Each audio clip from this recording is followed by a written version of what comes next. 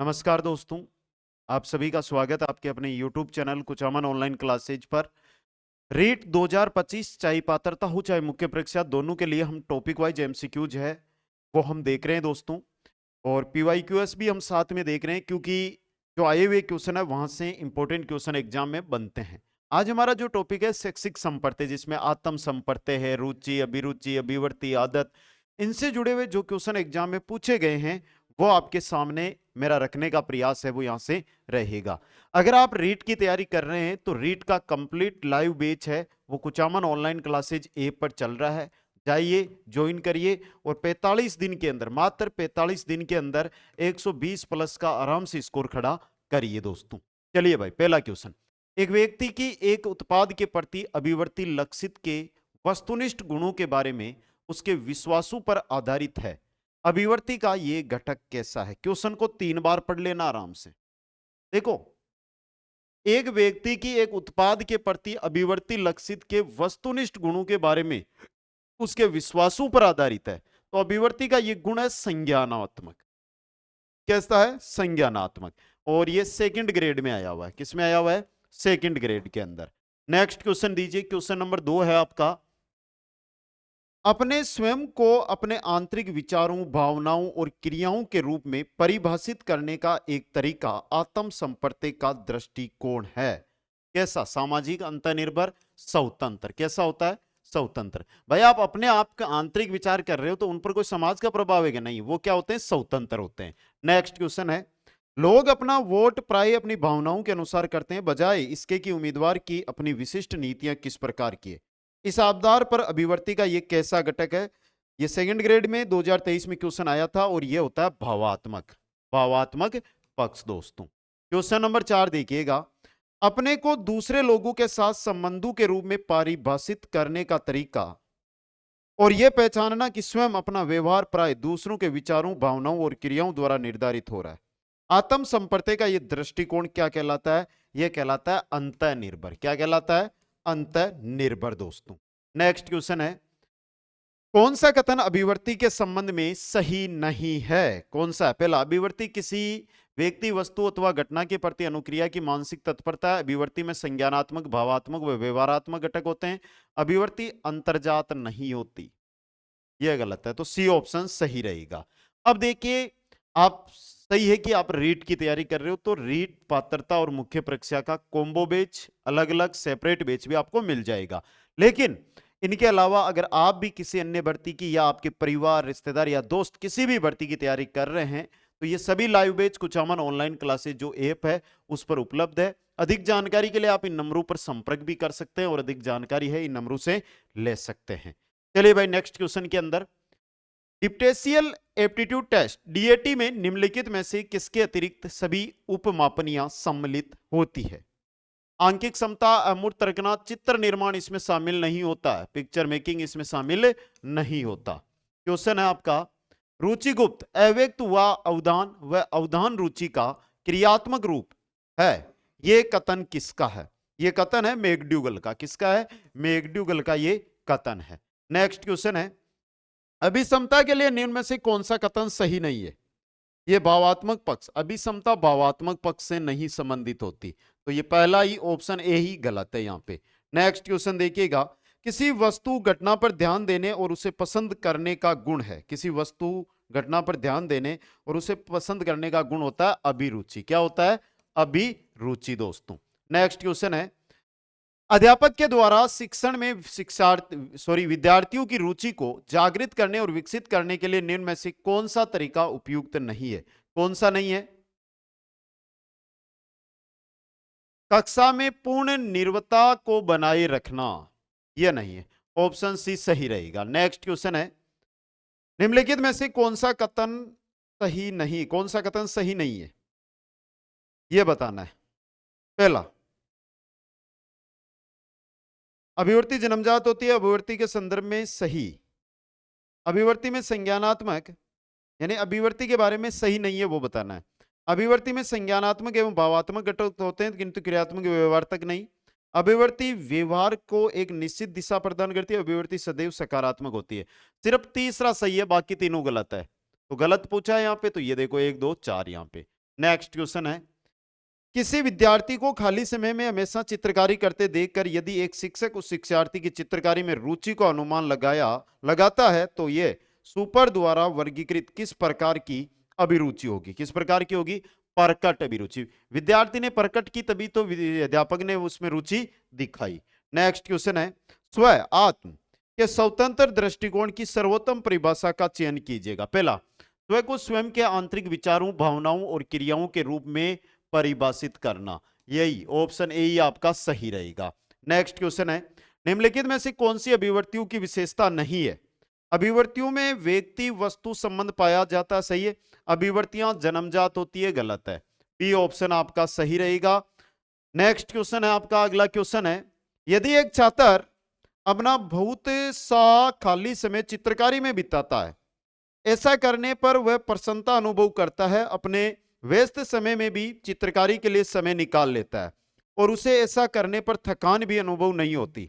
निम्न में से सही विकल्प छांटे जो उसकी अभिव्यक्ति दर्शाता है। यह उसकी रुचि की अभिव्यक्ति को दर्शा रहा है, यानी कि बी ऑप्शन आपका यहां पे सही रहेगा। क्वेश्चन नंबर 16 देखिएगा, निम्न विकल्पों में से अध्यापक का कौन सा तरीका विद्यार्थी के आत्म क्षमता के बोध में बढ़ोतरी नहीं करेगा? विद्यार्थी की उपलब्धि पर उचित प्रोत्साहन और प्रतिक्रिया देना, छात्र को किसी आदर्श को दिखाना जिससे समान कार्य में सफलता प्राप्त हो, यह नहीं करेगा। ऑप्शन बी आपका सही रहेगा। क्वेश्चन नंबर 17 देखिएगा, एक कक्षा की पिकनिक में कुछ विद्यार्थी क्रिकेट खेल रहे हैं, कुछ बैठकर बातचीत कर रहे हैं, बाकी विद्यार्थी डांस कर रहे हैं। ये विद्यार्थियों में रिक्त स्थान में भिन्नता के कारण होता है। किसमें? रुचि में। भाई आपको क्रिकेट खेलना, क्रिकेट खेलो, आपको बोलना है, बातें करनी है तो बातें करो, रुचि दर्शा रहा है। क्वेश्चन 18 है, चिंतन प्रक्रिया का निर्माण जिसमें स्मृति, समस्या समाधान तथा निर्णय क्षमता समाहित है, किस प्रकार के विकास से संबंधित है? तो ये सभी आपके मानसिक विकास से संबंधित है। किससे हैं? मानसिक विकास से संबंधित है। पीटीआई वाले यानी कि पीटीआई भर्ती में ये क्वेश्चन आ चुका है। नेक्स्ट क्वेश्चन है, व्यवसायिक अभियोग्यता परीक्षण का मुख्य उद्देश्य क्या है? पीटीआई 2022 का ये क्वेश्चन है। व्यवसायिक अभियोग्यता परीक्षण का मुख्य उद्देश्य होता है अंतर्निहित योग्यताओं का पता लगाना, अंतर्निहित योग्यताओं का पता लगाना। क्वेश्चन 20, निम्नलिखित में से कौन सी अभिव्यक्ति की विशेषता नहीं है? इनमें से कौन सी है जो अभिव्यक्ति की विशेषता नहीं है? पहली नहीं, अभिव्यक्ति जन्मजात वाली, अर्जित होती है अभिव्यक्ति। नेक्स्ट क्वेश्चन है, अभिव्यक्ति में सम्मिलित है संज्ञानात्मक, संवेगात्मक, संज्ञानात्मक और व्यवहारात्मक, तीनों ही होते हैं ये, संज्ञानात्मक, व्यवहारात्मक और संवेगात्मक, तीनों ही। तो ऑप्शन डी सही रहेगा। अगला क्वेश्चन, निम्न में से अभिव्यक्ति मापन की विधि नहीं है?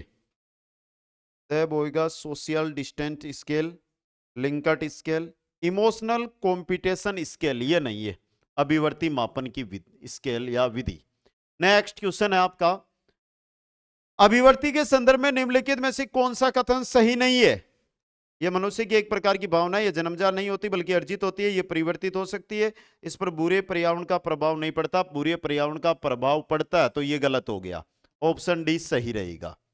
अगला क्वेश्चन, क्वेश्चन नंबर 24 है, मनोवृत्तियों के विकास के संबंध में निम्न से कौन सा विकल्प सही नहीं है? अध्यापक इनके विकास से बालक की सहायता कर सकते हैं, मनोवृत्तियां वंशानुक्रम से प्रभावित होती है, वातावरण दोनों से प्रभावित है, तो यह गलत है आपका, बी ऑप्शन सही रहेगा। नेक्स्ट क्वेश्चन देखिएगा, किसी उद्दीपक यथा एक व्यक्ति, क्रिया, वस्तु या संकल्पना के प्रति सकारात्मक अथवा नकारात्मक मूल्यांकनात्मक प्रतिक्रिया कहलाती है, क्या कहलाती है? अभिव्यक्ति। क्या कहलाती है? एटीट्यूड। नेक्स्ट क्वेश्चन है, कौन सा रुचि का पहलू नहीं है?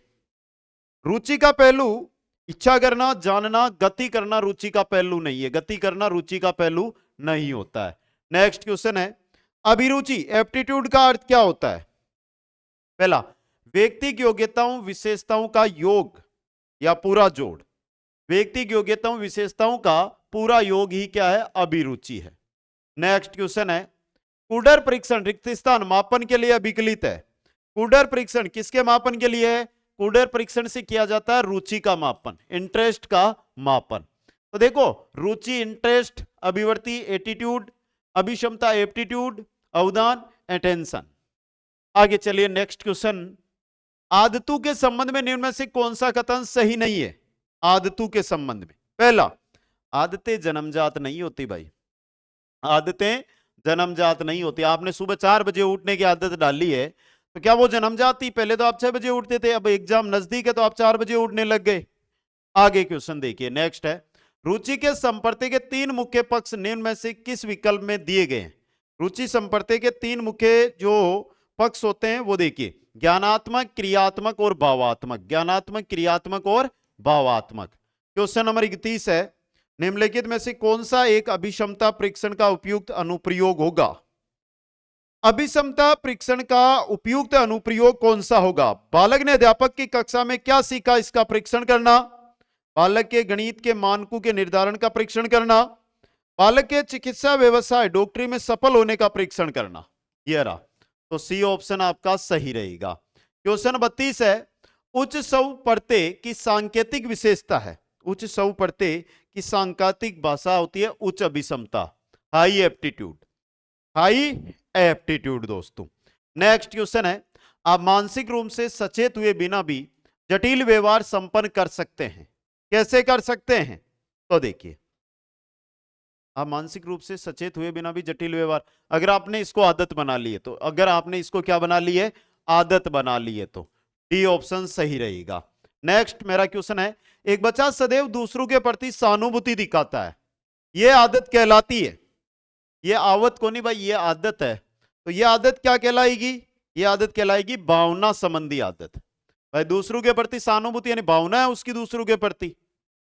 क्वेश्चन नंबर 35 है, एक विद्यार्थी एक समस्या के प्रासंगिक अनेक उत्तर प्रस्तुत करता है, तो वह दर्शाता है, वह क्या दर्शाता है? रुचि। क्या? इंटरेस्ट, यानी रुचि दर्शाता है। क्वेश्चन नंबर 36 है, निम्नलिखित में से कौन सा सुपर प्रस्तावित रुचि का प्रकार नहीं है? अभिव्यक्त, आंकलित, सूचित, स्थितिपरक सूची, यह नहीं है, तो डी ऑप्शन आपका यहां पे सही रहेगा। क्वेश्चन नंबर 37 है, जब कोई विद्यार्थी गणित के प्रति सकारात्मक अभिवृत्ति रखे, फर्स्ट ग्रेड का क्वेश्चन है ये, तब वह अपने गणित अध्यापक को पसंद करता है, वह गणित विषय की परीक्षा देना पसंद करता है, वह उन विद्यार्थियों की संगत पसंद करता है जो गणित में अच्छे। तीनों सही है, तो उपयुक्त सभी, ऑप्शन डी आपका यहां पे सही रहेगा। नेक्स्ट क्वेश्चन है, विचारों, भावनाओं तथा अभिव्यक्तियों का संयुक्त रूप से जो व्यक्ति उनके स्वयं के बारे में रखते हैं उसे स्वप्रत्यय कहते हैं, उसे स्वप्रत्यय कहते हैं। क्वेश्चन नंबर 39 है, स्व संप्रत्यय के निर्माण में सहायक है। स्व संप्रत्यय के निर्माण में सबसे इंपॉर्टेंट है वो है एप्टीट्यूड, यानी अभिक्षमता। क्या है? अभिक्षमता। क्वेश्चन नंबर 40 देखिएगा, उच्च स्व संप्रत्यय की सांकेतिक विशेषता क्या है? उच्च स्व प्रत्यय की तो उच्च अभिक्षमता होगी, हाई एप्टीट्यूड होगा। क्या होगा? हाई एप्टीट्यूड, उच्च अभिक्षमता। नेक्स्ट क्वेश्चन है, निम्नलिखित में से कौन सा आनुवांशिकता से निर्धारित नहीं होता? अभिक्षमता होती है लेकिन एटीट्यूड नहीं होता है। आपका जो एटीट्यूड है ना, यह आनुवांशिकता के आधार पर नहीं बताया जा सकता। समझ गए? अगला मेरा क्वेश्चन नेक्स्ट है, शिक्षार्थी का स्व प्रत्यय निर्भरता से स्वनिर्देशित स्तर की तरफ बढ़ता है, की तरफ बढ़ता है, यह मान्यता है किसकी? एंड्रागोगी की, एंड्रागोगी की। क्वेश्चन 43, आत्म संप्रत्यय से तात्पर्य व्यक्ति के अपने व्यवहार, योग्यताओं एवं विशेषताओं का मूल्य आंकलन व अभिव्यक्तियों की समग्रता से है।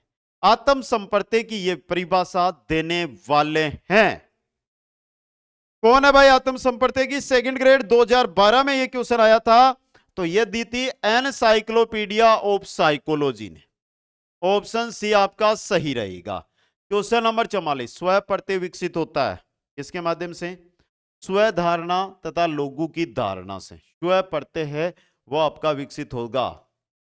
क्वेश्चन नंबर 45 देखिएगा, स्व प्रत्यक्षीकरण एवं लोगों के प्रत्यक्षीकरण द्वारा विकसित होती है।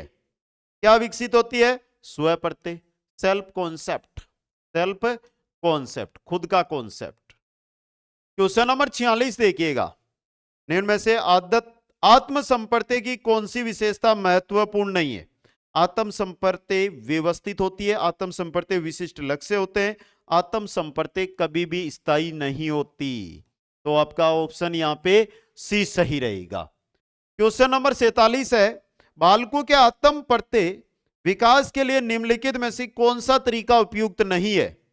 कौन सा नहीं है? पहला, समस्याओं से बचने के लिए सलाह देना, यही उपयुक्त तरीका नहीं है भाई। बालकों को निर्णय लेने की स्वतंत्रता, व्यवहार के लिए स्पष्ट संदर्शिक पथ स्थापित करना, बिना शर्त की स्वीकार्यता और प्रेम को संप्रेषित करना होगा। क्वेश्चन नंबर 48 है, आदतें, ज्ञान और अभिव्यक्तियों को अर्जित करने की प्रक्रिया ही सीखना है।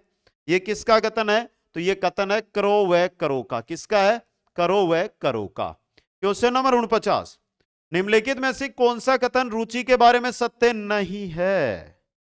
रुचियां जन्मजात अर्जित होती है, रुचियां समय के अनुसार बदलती रहती है, रुचियां योग्यताओं व अभिक्षमताओं से संबंधित नहीं होती, रुचियां व्यवहार में आकर्षण व विकर्षण के प्रतिबिंब नहीं है। प्रतिबिंब है, नहीं को हटाओ यहां से। तो डी ऑप्शन आपका सही रहेगा। क्वेश्चन नंबर 50, मनोवृत्तियों के बारे में सत्य कथन। मनोवृत्तियां पक्ष या विपक्ष में होती है, दोनों सही है। मनोवृत्ति होती है, ये पक्ष व विपक्ष दोनों जगह होती है, समझ गए? एटीट्यूड्स पक्ष व विपक्ष दोनों जगह। क्वेश्चन नंबर 51 है, आदत निर्माण हेतु वेलेंटिन ने कितने नियमों का उल्लेख किया? वेलेंटिन ने जो नियम बताए उनकी संख्या थी 7। 7 कितने? 7। क्वेश्चन नंबर 52 है, निम्नलिखित में से कौन सा अर्जित है? आदत अर्जित, हैबिट। आदत क्या है? अर्जित। आपको नहीं पढ़ने की आदत है ना, जो या आपने अर्जित की है, वरना आप पढ़ भी सकते थे। नेक्स्ट क्वेश्चन है, किसी कार्य को करने की विशिष्ट क्षमताओं को कहते हैं? कोई कार्य है, उसको करने की जो विशिष्ट क्षमता होती है। देखो भाई, फर्स्ट ग्रेड केमिस्ट्री में, फर्स्ट ग्रेड हिस्ट्री में और फिलोसॉफी फर्स्ट ग्रेड, 3 भर्तियों में ये क्वेश्चन आया है। और किसी कार्य को करने की विशिष्ट क्षमता एप्टीट्यूड यानी अभियोग्यता कहलाती है, योग्यता। क्वेश्चन नंबर 54 देखेगा, क्षेत्र विशेष में बालक की विशिष्ट योग्यता या विशिष्ट क्षमता को कहते हैं, क्या कहते हैं? अभिक्षमता, एप्टीट्यूड। क्या कहते हैं? एप्टीट्यूड। क्वेश्चन नंबर 55 है, आदतों को किसने माध्यम से अर्जित किया जाता है? आदतों को किस माध्यम से अर्जित किया जाता है? किस माध्यम से? पुनरावृत्ति, पुनरावृत्ति के माध्यम से। क्वेश्चन नंबर 56 देखिएगा, अभिक्षमता की परिभाषा क्या है? सीधी सी पूछिए कि अभिक्षमता किसे कहते हैं? तो देखो भाई, 2018 में जो एचएम एग्जाम हुआ था उसमें ये क्वेश्चन आया था। तो देखिए, व्यक्ति की किसी विशिष्ट ज्ञान और कौशल को अर्जित करने की क्षमता ही क्या है? अधिक्षमता, अभिक्षमता कहलाती है। नेक्स्ट क्वेश्चन है, अभिक्षमता के लिए निम्न में से कौन सा कथन सही नहीं है? ये भावात्मक पक्ष से संबंधित होती है, नहीं। तो ऑप्शन ए सही रहेगा। क्वेश्चन नंबर 58, कौन सा सामान्य अभिक्षमता परीक्षण है? यांत्रिक, कला निर्णय, गणितीय, विभेदीकरण अभिक्षमता परीक्षण, यह सामान्य अभिक्षमता परीक्षण है। क्वेश्चन नंबर 59 है, डीएटी में किसका मापन होता है? डीएटी, डीएटी के अंदर अभिक्षमता, एप्टीट्यूड का मापन किया जाता है। तो ये 59 क्वेश्चन जो पहले के एग्जामों में आए हुए आपके लिए इंपॉर्टेंट, और इसी प्रकार आगे भी आपके पास है इंपॉर्टेंट क्वेश्चन है, वो लेकर आऊंगा प्रत्येक टॉपिक। तो देखो, रीट 2025 साइकोलॉजी के नाम से आपको प्लेलिस्ट मिलेगी। इस नाम से प्लेलिस्ट बनी हुई है, जहां पर अब तक जो 4 क्लासें हुई है, एनईपी 2020, आरटी 2009, एनसीएफ 2005, और इसके अलावा एक टॉपिक और हमारा हुआ है। तो कुल 4 क्लासें अभी तक हुई है, उनकी क्लासेज जो इंपॉर्टेंट क्वेश्चन है वो आपको मिल जाएंगे। रही दूसरी बात, तो देखो, अगर आपको बचे हुए दिनों में रीट पात्रता को करना है क्रैक, तो आज ही ज्वाइन कर लो रीट पात्रता व मुख्य परीक्षा का बैच। रीट पात्रता का सेपरेट बैच, मुख्य परीक्षा का भी सेपरेट, और दोनों का ज्वाइन करना चाहते हो तो कॉम्बो बैच ऐप पर अवेलेबल है। समय कम है, लेकिन वो शॉर्ट ट्रिक हैं जिनसे आप कम समय में भी पूरा ज्ञान एकत्रित करके इस सफलता में पास हो सकते हैं। तो जाइए और ज्वाइन करिए। सभी साथियों को बहुत बहुत धन्यवाद। हंसते रहिए, मुस्कुराते रहिए और देखते रहिए कुछ अमन ऑनलाइन क्लासेज। मिलेंगे नेक्स्ट क्लास में। जय हिंद, जय भारत।